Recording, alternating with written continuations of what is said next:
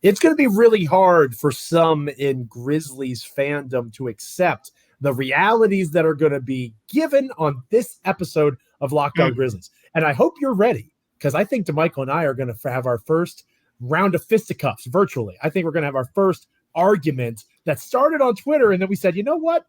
We're going to bring it to the show. We're going to save this for Locked On Grizzlies. It's June. We need content. Let's get into it. To trade or not to trade, how far are you willing to go? Next on Locked On Grizzlies.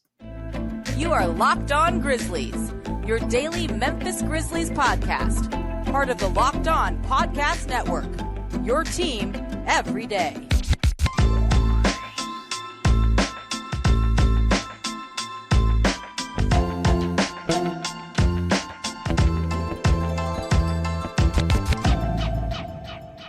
And for the record, Damichael, I just want to make it very clear that I could never actually be mad at you. I mean, you have that nice orange shirt. You just look so nice, and you're right there in front of FedEx Forum. How could I ever be upset with the wonderful Damichael Cole? We're more having a thoughtful conversation on this. Not that we don't have thoughtful conversations all the time, but we're gonna go back and forth a bit.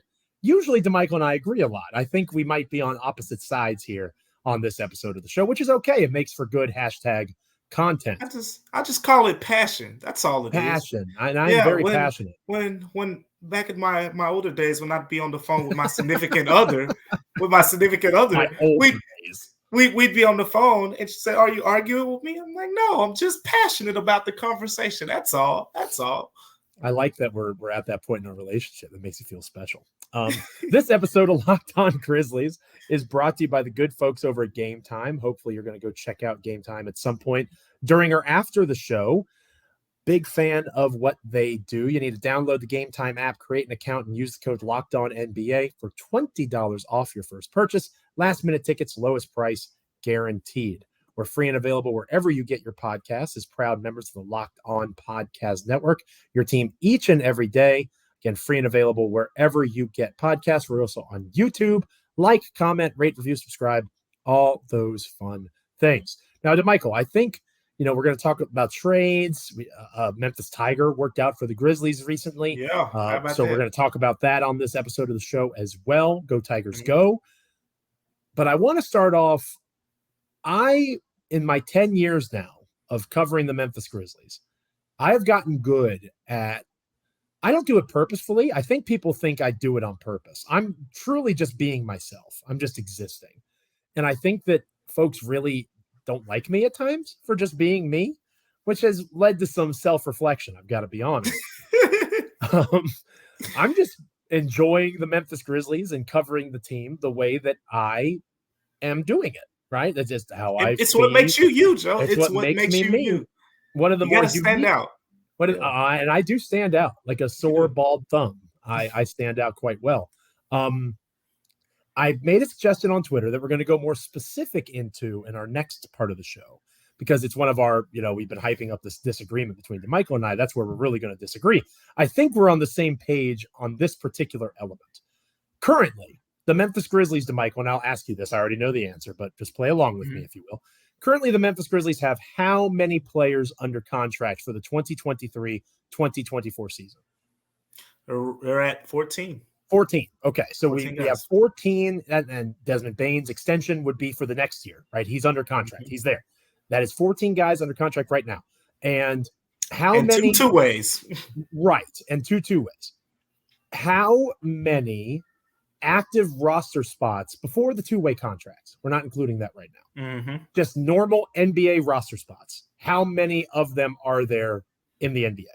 There's only 15. Okay, 15. So I'm not a smart man, but I know what 15 minus 14 is. 15 minus 14 is 1. So they have 1 roster spot. Now, they could use mid-level exception. There's lots of different things that we've talked about already on Locked On Grizzlies. Right. We'll continue to talk about on Locked On Grizzlies. There's ways for them to fill that void. If we're talking about trading individuals, right? If we're talking about exchanging talent for talent, asset for asset, however you want to describe it, in order for that to happen, you have to trade players that you like, players that you've come to know from a fan perspective and love. This is a business. You hear players say that all the time.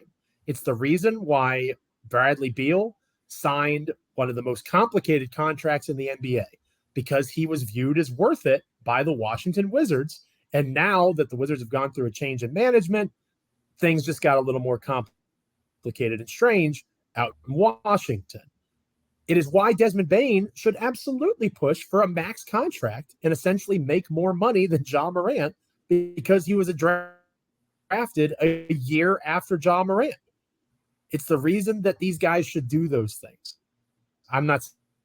I would do that for Desmond Bane, but I struggle with the idea that people feel that you can't get something to give something. There has to be a back and forth. There has to be a two-way street.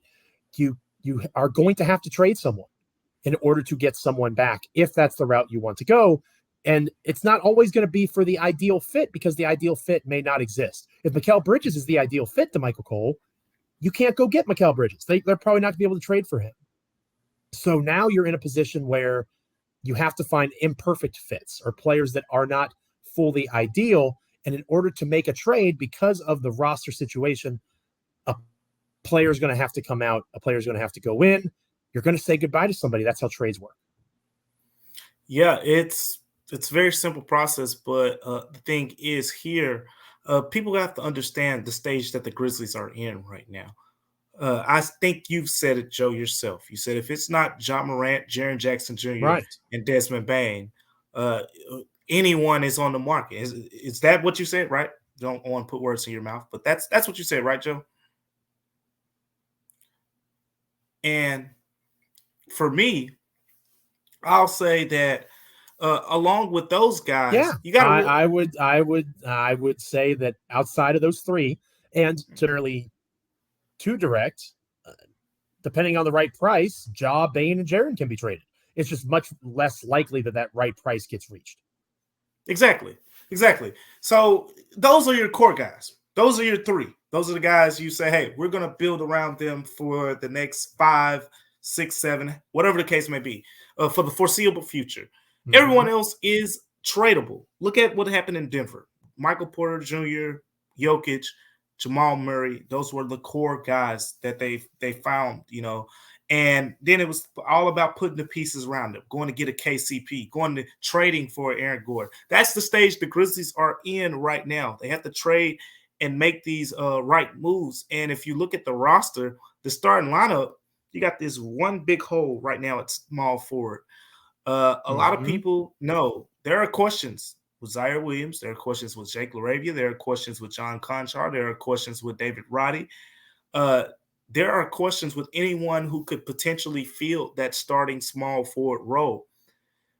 Well, to answer those questions, the easiest answer to those questions would be going outside of what's on this team and trading for someone. Now, there's different value for different guys, but this is what I want to hit on more than anything right here, Joe.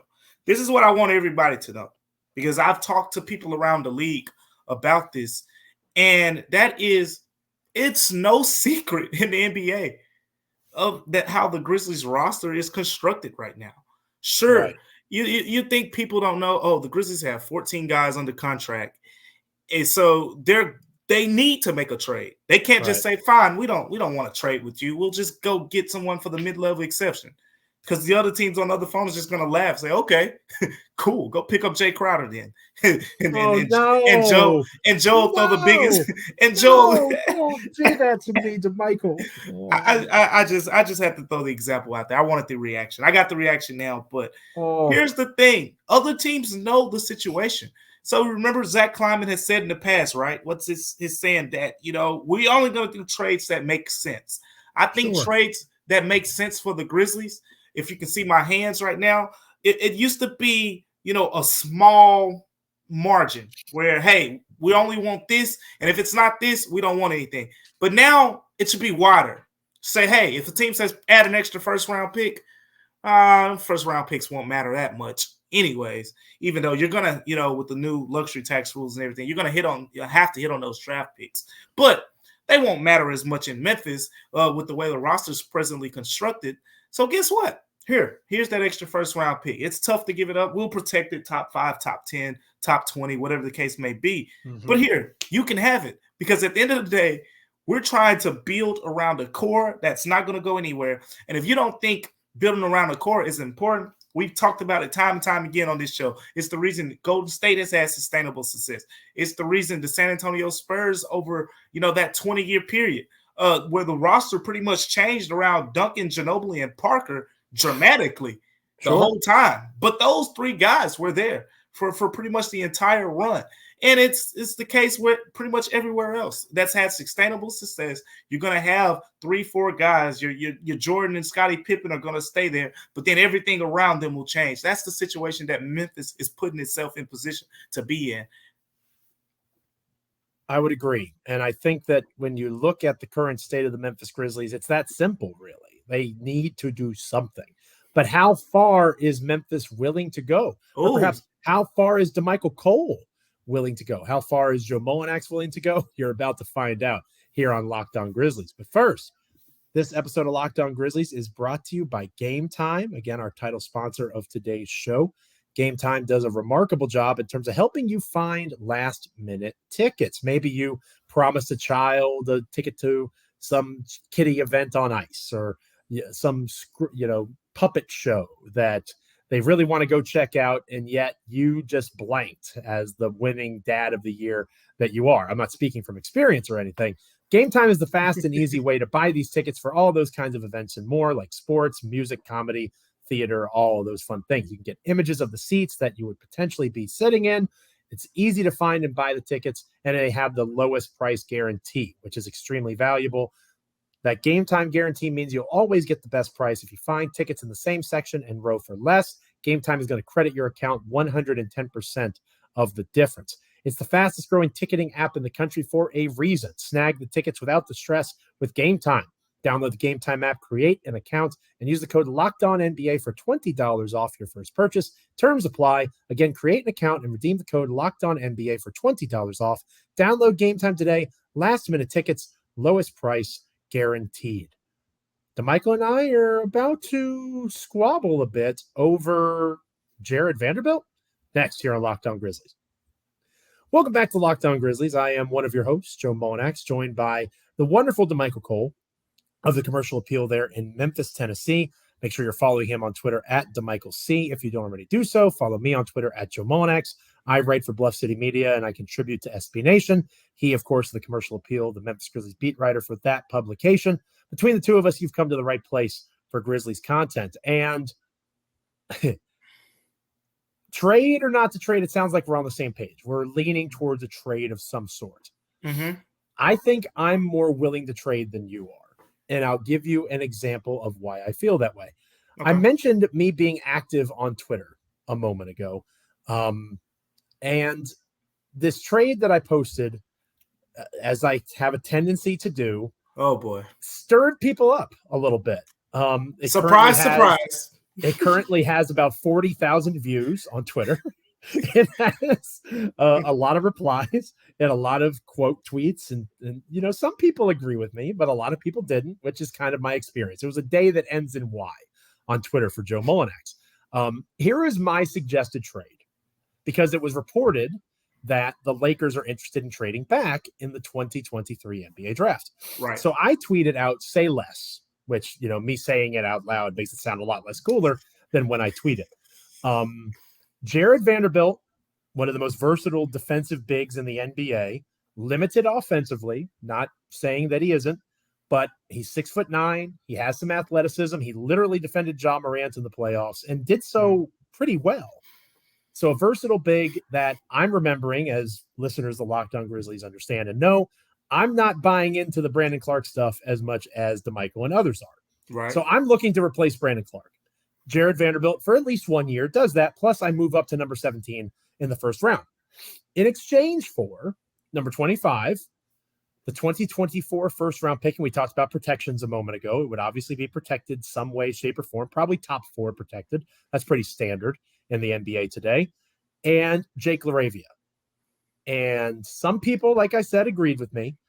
Others, including you, dear partner, did not agree with that logic because you thought that the idea of Jake LaRavia and what he could be as an NBA shooter, creator of offense for himself and others, you were not ready to move on from the concept of Jake LaRavia. And the reason I say the concept is because he has yet to do this in the NBA, right? The G League doesn't count. He has not been able to, for a variety of reasons, some of them not within his control. He has not done that yet. I have seen Jared Vanderbilt be a productive NBA player. I'm not saying that he has the same skill set of Jake LaRavia because he doesn't. I'm saying that Jared Vanderbilt in 18 to 20 minutes a game is giving you good minutes, better minutes than Xavier Tillman, arguably, depending on matchup, better minutes than Santi Aldama. He helps you get to the Western Conference Finals, in my opinion.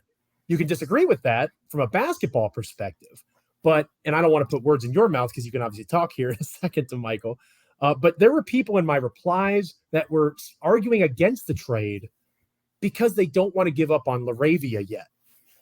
And this is where the crux of our earlier part of this conversation comes into play. How far are you willing to go to get more veteran assistance? Because that's what Jared Vanderbilt is, right? He is a veteran presence compared to Jake LaRavia, especially, that would come in and help this team be better now. Is it possible they miss out on Jake LaRavia's potential? Of course it is. I'm not disputing that. But in this particular instance, to show that I'm fair, I love David Roddy. If you want to substitute David Roddy for Jake LaRavia, I'm doing it. I would make that trade today. John Conchar, if you follow Locked On Grizzlies, you already know the answer to that. I'll help John Conchar pack, right? So I'm at the stage where I am willing to be more aggressive. And again, the basketball aspect we can talk a little bit more about. I know we talked a little bit on Twitter about it. I'm fine with that disagreement. But the people saying, and I think this is kind of your point, not fully, it's not giving up on Jake LaRavia. It's understanding that I have to have some opportunity cost. I am betting on Jared Vanderbilt helping me more this coming season, get to the NBA Finals, get to the Western Conference Finals like he just did for the Los Angeles Lakers. Helped them get there. Wasn't the main piece, but was a piece.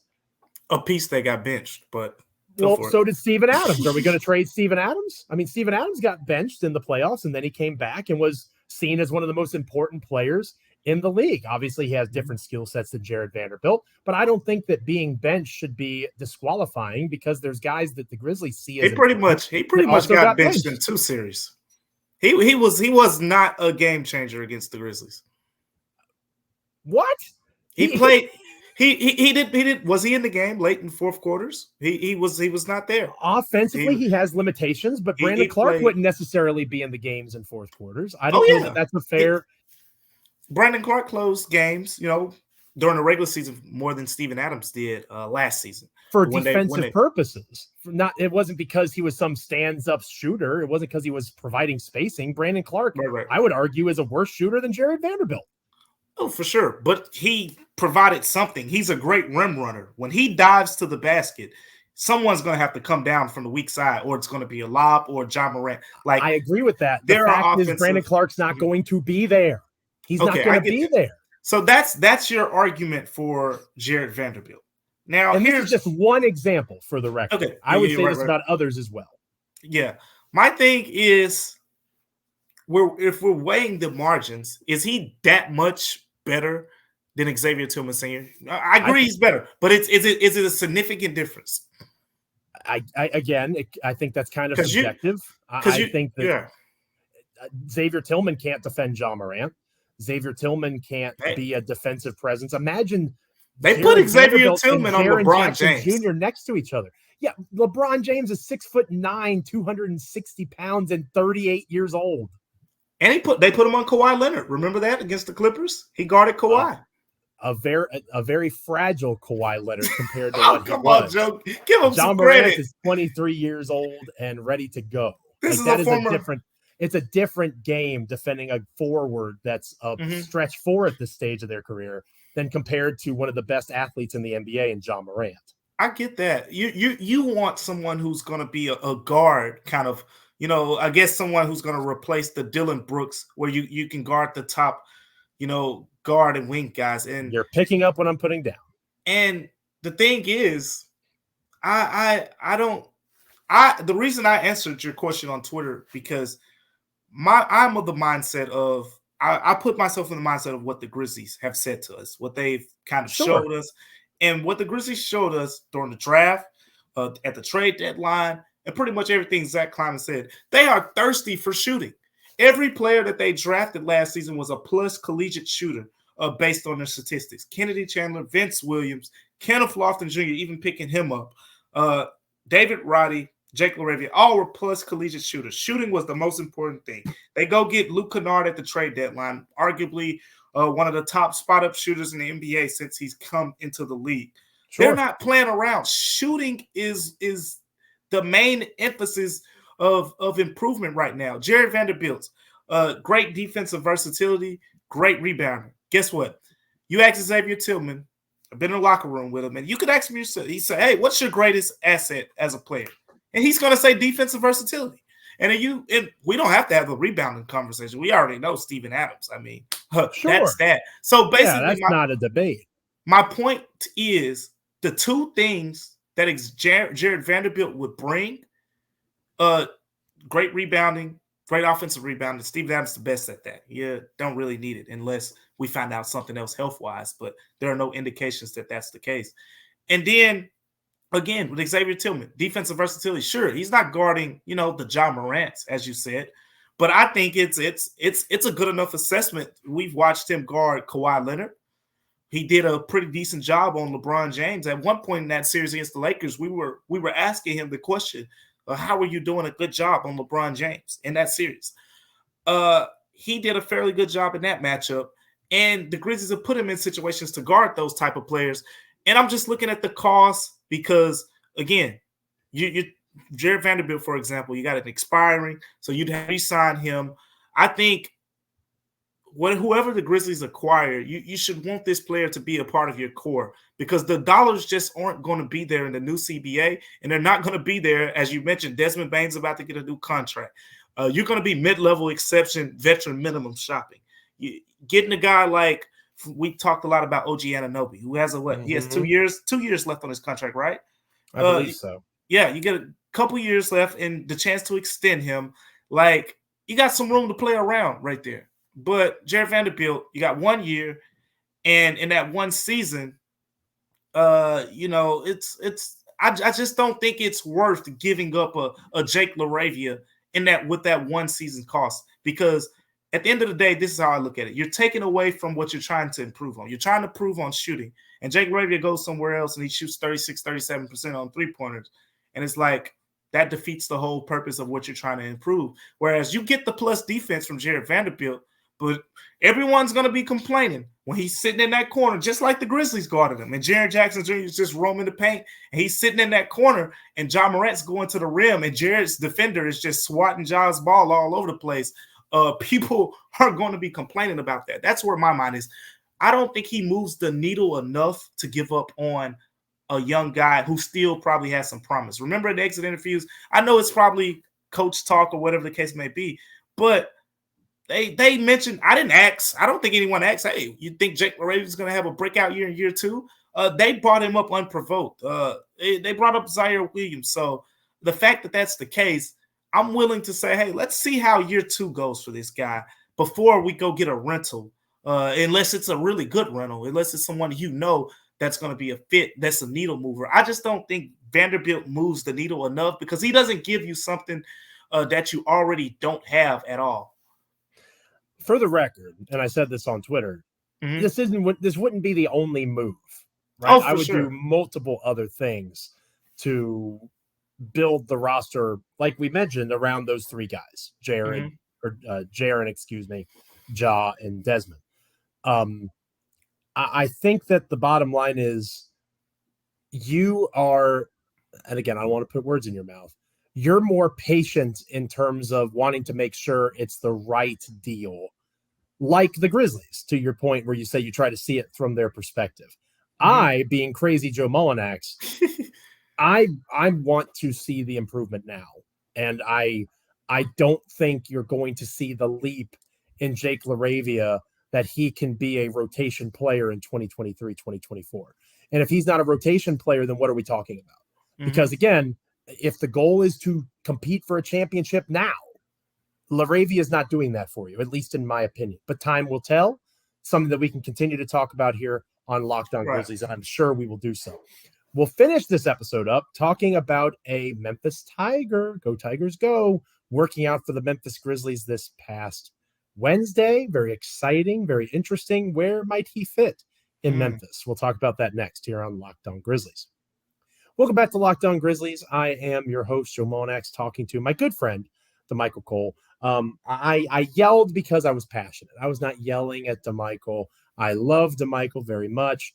I just want to make sure, just in case you were passionate concerned. Passionate conversation.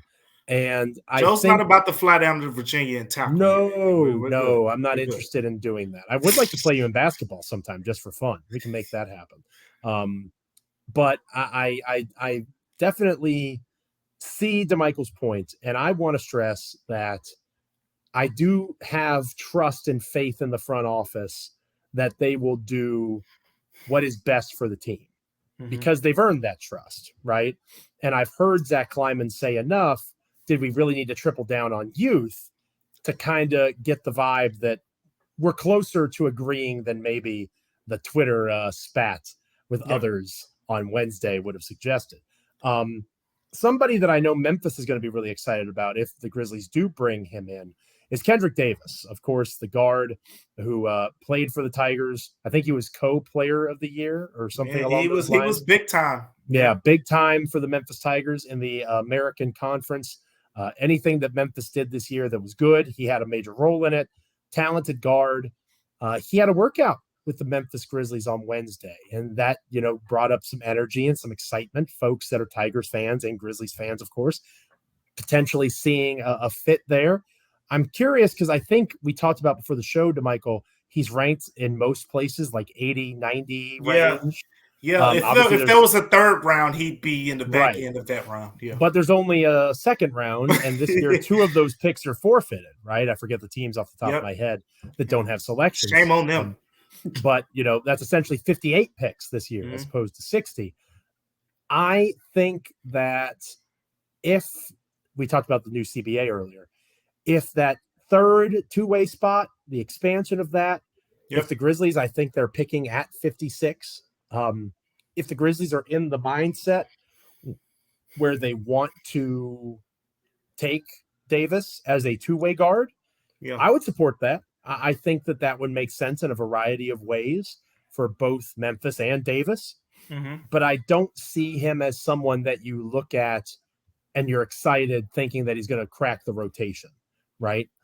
He's a developmental kind of piece. He would spend most of his time in South Haven with the hustle as opposed to with the Grizzlies. But I do think he's somebody that, especially if you're interested in selling tickets for the Memphis hustle, here's a guy who's a talented basketball player who deserves to be in that NBA G League mix. I think that's more than fair to say. For sure. And he does so in his own backyard, at least the Memphis Tigers' backyard.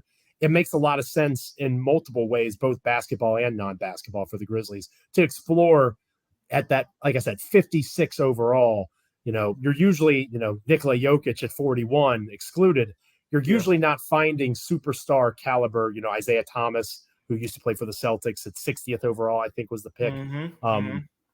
There's examples, but they're exceptions, right? Yeah. You could do worse than Kendrick Davis at 56. Here's how I would look at it, because again, I don't really see him getting drafted, so I don't think you have to reach. Yeah, that's fair. I think there's 2 ways to look at this. I think one way is saying simply, hey, I think the Grizzlies are more than likely. It's hard for me to see them staying at 45 and 56. I think those picks could potentially be packaged and you move up, or, move up in the second round, possibly to the late 30s or whatever the case may be. And because, again, they don't have the roster spot to just draft 3-4 guys again. Like, it's the numbers just aren't. The math doesn't work. It doesn't work. Now, that would mean Kendrick Davis would have to want to come to Memphis as a free agent. And I think Memphis is a desirable spot. I'm sure, there are agents out there that'll see the Kennedy Chandler situation, and it might, either backfire against the Grizzlies, or it can be looked at as, hey, look, there's plenty point guard opportunity there. You mentioned his reasons why he would want to sign with the Grizzlies, other than just staying in Memphis. He has a great relationship with Kenneth Lofton Jr. I think they're both from the same area in Texas. Right. That they talked about before. Desmond Bane is basically like a big brother to him. He and Desmond Bane are very close, going back to when they were both at TCU once upon a time. And beyond that, from an agency perspective, I believe he's represented by the same agency as Kenneth Lofton Jr. as well. So there's a lot of familiarity there in terms of why he would be interested in Memphis as an undrafted free agent. I think Kendrick makes a lot of sense from that perspective. You mentioned the hustle part of it, which is I think cool. To put some people in the seats down there. But then again, I've always been a fan of the short point guards, so I don't give up on these guys. So they usually have more heart than anyone else, and they've worn this underdog label. That's a guy. You've heard Kendrick Davis' story, right? All the trouble he got into, kid, everything he persevered through growing up. Dude's a warrior. He fits that Memphis, he would fit that underdog type culture, and that leads me not to say, oh, he's going to come in year one and be the backup point guard if they were to relieve Tyus, but I'd be willing to say, and not relieve Tyus, trade Tyus, but I'd be willing to say he'd be more NBA ready in year one than Kennedy Chandler was. I think that's a fair assessment to make based on he's just much more advanced as a scorer. Kennedy Chandler has all the attributes that catches the eyes. He's fast, he's quick, right. He can dunk. We saw him, get up and complete a couple dunks. But Kendrick Davis is just smooth. You get him one-on-one against a big in the NBA with all this NBA space. He didn't have this much space in college. He might get to his mid-range spots and go to work on one of these guys. So I feel like as a third point guard for the Grizzlies, he'd be much better prepared. Whereas with we saw this past season when Ja was out or when Tyus was out, you were either moving Desmond Bane to backup point guard or Kennedy Chandler. Even when he did assume the second point guard role, it was only for the first half, and then we wouldn't see him in the second half. It just showed us that there wasn't the comfort level there. I'm intrigued by the idea, just because, again, from a spacing perspective, I can envision him just cooking. We saw it in the AAC this year, cooking those slow bigs in the NBA and just putting them on an island. But of course, there are a lot of deficiencies. I don't want to talk like he's a top 10 pick or anything. There's a reason he's probably going to be undrafted. Yeah, he defensively, for the main reason. But again, I think the Grizzlies have shown if any team can cover up a guard's defensive deficiencies, it's a team that has Steven Adams and Jaren Jackson Jr. on the back end. So I think Kendrick Davis makes a lot of sense. I'd like to see him potentially on a two-way deal. We mentioned that they have 3 two-ways, and I think if you're bringing in Kendrick Davis on a two-way, you're probably saying goodbye to Jacob Gilyard. That's maybe another conversation we have later, because Jacob Gilyard, what he did with the hustle this year, I mean, one of the top steals guys and one of the top assists guys down there in the G League. So sure, Kennedy would be able to replicate some of that, but Jacob Gilyard was very good in college as well. So you're probably picking and choosing between one of those guys on the two-way. So it makes sense. But again, the numbers, you're not keeping 2 point guards on two-way contracts. No. So I think one of them would have to end up, not being in Memphis. And no offense to Jacob Gilyard, Kendrick Davis, for a variety of reasons that we just outlined, would probably take that spot. So I definitely am intrigued. I'm like you. I think in a two-way kind of situation, makes sense, right? Potentially make a lot of sense, especially as that emergency point guard kind of thing. Thank you so much for joining us, however you have chosen to do so, via YouTube, however you get your podcasts, for checking out Locked On Grizzlies, your team each and every day, proud members of the Locked On Podcast Network. The next time we're together, it'll be our Friday edition of the podcast. We have talked about anticipating a Ja Morant announcement. Maybe that'll be closer to fruition by the next time we see you or you hear our voices. And, like I've said before, the Friday news dump makes sense. So maybe we have a little more of an inkling. Sometimes Woj and Shams, they get little drops of nuggets of information, or maybe our own Damichael Cole will break some news. That could be exciting as well. Plus, the Memphis Grizzlies just hired a new assistant coach. I know we've talked about that recently here on Locked On Grizzlies. Maybe Damichael can give some more insight into that as well. Yeah, looking forward to it. We got so much to uncover here. I'm looking forward to NBA draft. Yeah, the draft. The draft is right around the corner, and I think we should dive in. We both have a prospect that we really like. We have not talked about this guy yet, but we're not going to say who it is. We got a prospect that we both really like. I'm not too big on this draft class, but there's one guy. Man, I was watching those highlights of him the other day, Joe. He can. You and me. He can throw both. You like him too? Throw it down. He can throw it down. Yes. We'll talk about it. They'll find out. They'll find out. I'm so excited to hear that we're going to agree again, because I don't like when we disagree. It makes for good hashtag content, but we need to be on the same page. So Damichael and I get back on the same page just in time for the weekend on our next episode of Locked On Grizzlies. Again, thank you so much for checking us out, however you've decided to do so. We are proud members of the Locked On Podcast Network and will continue to be. Enjoy the rest of your day. We'll catch you next time. Stay locked in. This is Locked On Grizzlies.